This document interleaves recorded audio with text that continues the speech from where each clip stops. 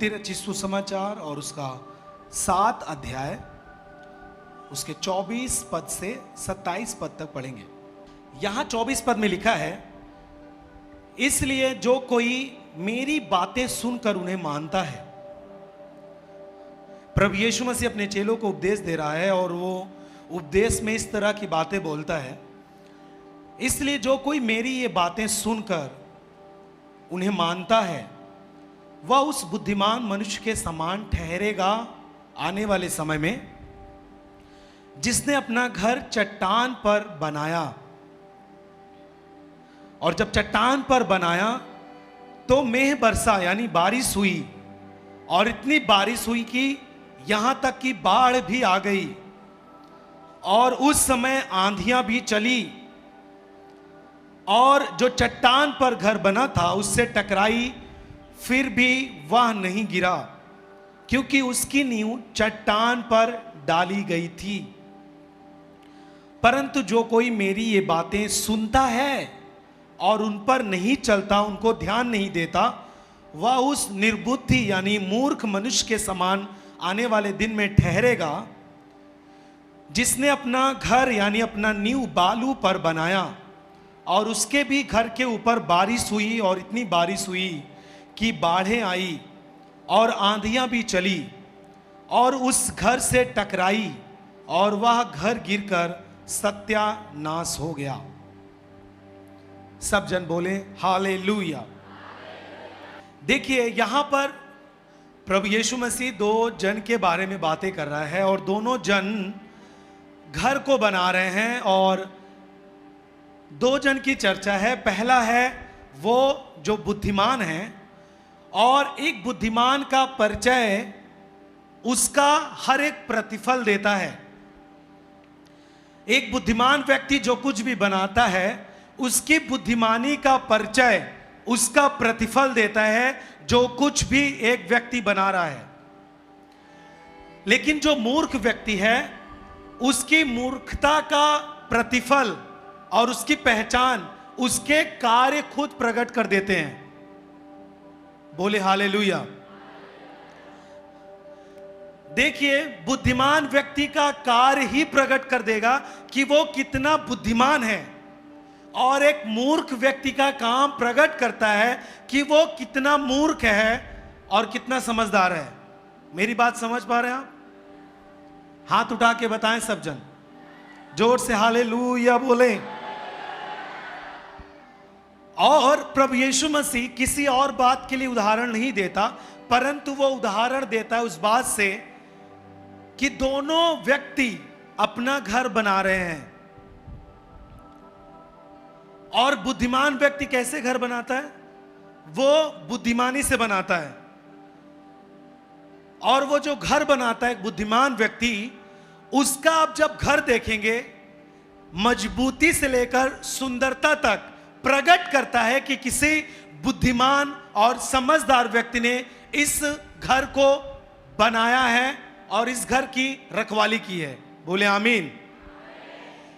लेकिन आप उस व्यक्ति के घर को भी देखेंगे, मूर्ख के घर को, जो कि ना तो मजबूत आपको दिखेगा, ना उसमें सुंदरता दिखेगी, ना उसमें मजबूती दिखेगी, और वो घर देखकर आप समझ पाएंगे कि किसी मूर्ख व्यक्ति ने इस घर को बनाया है।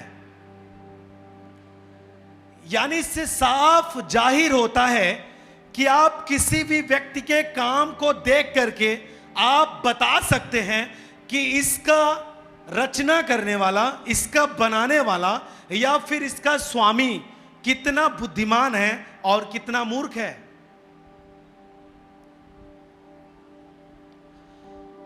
और इसी भौतिक चीज से संबंध रखते हुए प्रभु ने उदाहरण दिया कि बुद्धिमान व्यक्ति वो है जो परमेश्वर के वचन को सुनता है और उसे मानता है। सबसे पहले यदि हम चर्चा करें तो आप सुनते क्या हैं? आपका सुनना आपको निर्धारित करता है कि आप किस तरह बनाए जा रहे हैं। और ध्यान देना है कि आप किसकी सुनते हैं। जैसे आप गवाही जब सुनते हैं तो बहुत सारे जवान लोग जो नशे में चले जाते हैं या फिर पाप में चले जाते हैं, उनका कहना होता है कि मैं जब अपनी उम्र में आया और मैंने ऐसे लोगों की संगति की जिन्होंने मुझे ये बातें सिखाई। इसका मतलब कि उसने सुना क्या और क्या चीजें ग्रहण की और उसका जीवन किन चीजों में परिवर्तित हो गया, बदल गया, और फिर वही चीजें उसके जीवन में ठहराव लेती है। और फिर वो व्यक्ति के पास जब तक सही वचन नहीं पहुंचता तब तक उसी दशा में लगातार जीता रहता है और उसी गलत बात में बढ़ता जाता है। इसका मतलब ये व्यक्ति मूर्ख ठहरा और मूर्खता की बातों को ग्रहण किया जो उसके जीवन को बर्बाद कर रही है। यानी सुनना भी आपके जीवन के लिए बहुत ही बड़ा आपके जीवन का निर्णय आता है। बोले हालेलुया। अब बहुत सारे लोग सोते हैं वचन के समय, इसका मतलब यह है कि वो अपने जीवन के लिए सतर्क नहीं है, वो अपने जीवन के बारे में नहीं जानते और न ही परमेश्वर के वचन के बारे में। यदि आप ध्यान से सुने तो आपको कभी भी नींद नहीं आएगी, क्योंकि आप रात में नहीं बैठे हैं, आप दिन में बैठे हैं, आप रात भर आराम करके आए हैं, आप इस समय परमेश्वर का वचन सुन रहे हैं। आप ये चीजें ना कहें कि मुझे शैतान नींद दे रहा है। शैतान नींद नहीं देता, शैतान नींद गायब कर देता है। कि आप कितनी भी टेबलेट खाओ आपको नींद नहीं आती। हालेलुया। वचन को सुनने के लिए तैयार हो, अपने पड़ोसी को बोले वचन को सुने।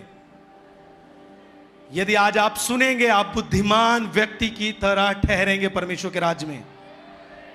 जोर से बोले आमीन। देखिए, सुनना आपके जीवन का निर्णय आता है। जो कुछ भी आप सुनते हैं उसी से आप निर्णय लेते हैं। बहुत सारे बच्चों के माता पिता बहुत अच्छी चीजें सिखा करके अपने बच्चों को बहुत अच्छी जगह पर पहुंचाते हैं। क्यों ये होता है? क्योंकि उन्होंने बचपन से अच्छी बातें सीखी हैं। लेकिन आप अपने बच्चे को अपने सामने आप अच्छी बातें सिखाते हैं, लेकिन स्कूल में जाने के बाद, रास्ते में जाने के बाद, कहीं और जाने के बाद वो क्या सीखता है, क्या सुनता है, आप क्या सुनते हैं और आप क्या सीखते हैं? आप जो कुछ भी सुनते हैं आप उसी तरह निर्णय अपने जीवन से लेते हैं। जब आप चर्च में रहते हैं आप सुनते हैं कि किस तरह आपको जीवन जीना है, फिर आप निर्णय लेते हैं और वही निर्णय आपको यहां पर गवाही के साथ खड़ा करता है कि आप इतने सालों से नशा करते थे, आप आजाद हैं। आप इतने सालों से पाप के बंधन में थे, आप आजाद हैं। आप इतने सालों से लड़ाई झगड़े में थे, आप आजाद हैं। ये कब संभव हुआ? जब आपने वचन को ध्यान से सुना। और इसका मतलब यह है कि आप एक बुद्धिमान व्यक्ति के रूप में गिने जाते हैं परमेश्वर के राज्य में। आप उसकी सुन रहे हैं जिसके बोलने से आकाश और पृथ्वी बना। आप उसकी सुन रहे हैं जिसके नाम से आज बीमार चंगे होते हैं। मैं अपनी बातें आपको नहीं दे रहा, मैं अपनी बातें यदि आपको दूं तो 10 दिन तक आप उत्साहित रहेंगे, फिर 11वें दिन आप उसी दशा में चले जाएंगे। एक मनुष्य की ताकत आपको पूरी तरीके से नहीं बदल सकता, लेकिन परमेश्वर की ताकत आपको पूरी तरीके से बदल सकता है। Hallelujah, hallelujah. यदि आप अपने शरीर की ताकत से आप नशे छोड़ने की निर्णय लें, आप उसको वाचा बांधें, तो आप 10 दिन तक, 5 दिन तक, जैसे आप गवाही सुनते हैं कि एक व्यक्ति निर्णय ले रहा था कि मैं नशे छोड़ूंगा, या फिर एक जवान निर्णय ले रहा था कि मैं ऐसी वीडियो से दूर रहूंगा, वीडियो देखने से, लेकिन 2-3 दिन तक वो अपनी ताकत के द्वारा रोक पाता था, परंतु उसके आगे नहीं।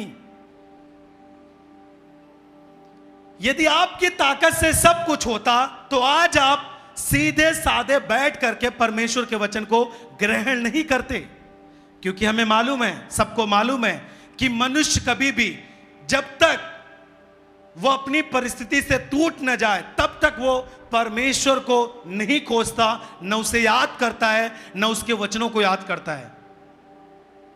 इसीलिए उसके जीवन में ऐसी परिस्थिति आती है कि वो एक दिन खोजे कि मैंने अपनी ताकत से जो कुछ भी करना था मैंने किया, अब मुझे कोई बचा सकता है तो बचाए, कोई मुझे छुड़ा सकता है तो छुड़ाए। उस दशा में आप आते हैं और यीशु मसीह आपको आजाद करता है अपनी सामर्थ से।